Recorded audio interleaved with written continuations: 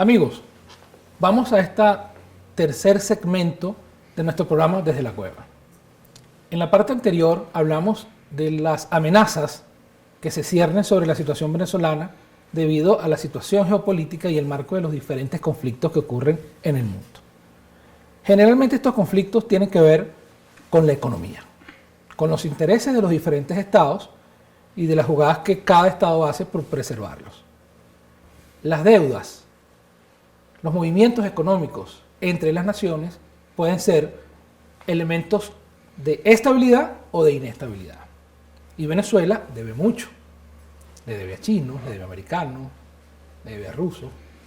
Y comercializa y provee de muchos productos a estos diferentes países.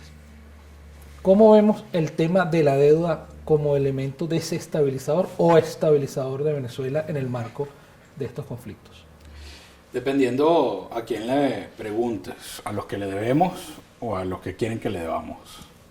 Esas son cosas básicamente políticas, pero que se convierten en económicas porque en momentos de vacas gordas se emitió en Venezuela una cantidad de deuda gigantesca inexplicable. Los bonos maravillosos de Alejandro Andrade que están circulando en el mercado venezolano son muy problemáticos para el país. ¿Por qué?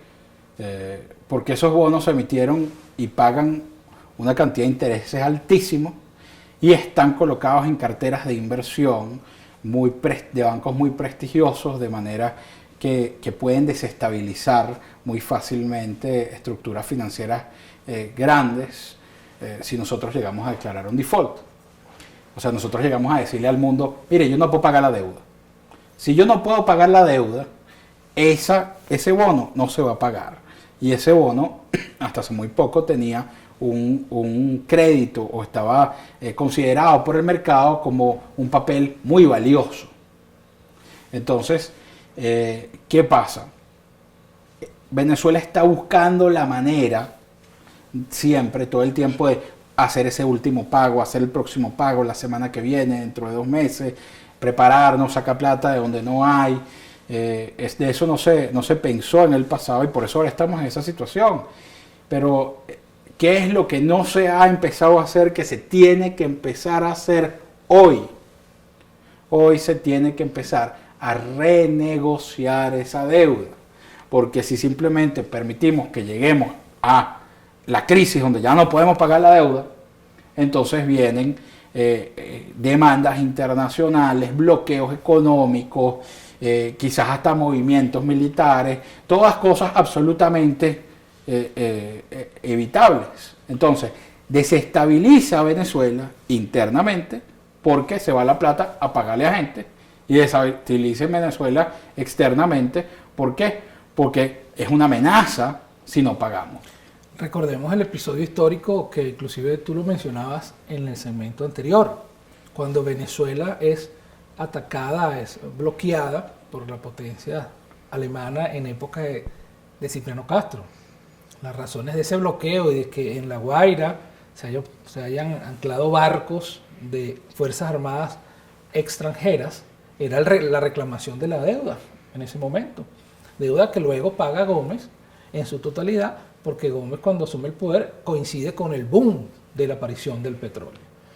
De manera que estas deudas tienen muchos intereses privados detrás de ella y los intereses privados, sus estados los defienden.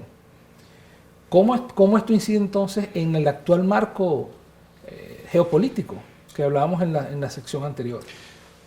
Bueno, Venezuela sigue endeudándose básicamente. Esa es la influencia directa. ¿Qué hace Venezuela? Venezuela busca las 4 cositas que le quedan y las regala a precio de gallina flaca. Ahí tenemos el arco minero. ¿Qué pasó con el arco minero? Bueno, el gobierno tenía una urgencia desesperada por dinero efectivo. Entonces, ¿qué hizo el gobierno? El gobierno fue a nuestros acreedores y le dijo, mira, ¿no te gustaría que te regale una mina de oro? ¿No te gustaría que te regale una mina de diamantes? Y ni siquiera fue bien negociado, fue eso contra lo que te debo. No, fue eso y con eso me endeudo un poquito más. y me deja una burucita encima para pagar salarios y cositas mientras tanto. Entonces, ¿qué sigue haciendo el poder en Venezuela? Que es bastante difícil de entender fuera del hecho de que sean actos para tapar corrupciones gigantescas, que es lo que debe haber detrás, porque si eso no es lo que hay detrás, Es ilógica la decisión. es En lo económico, absolutamente irracional.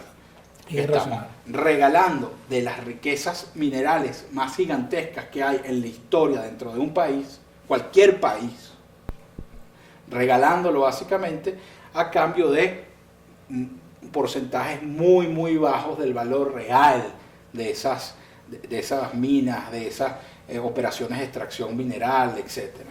Entonces, ¿qué hace Venezuela? Se expone más.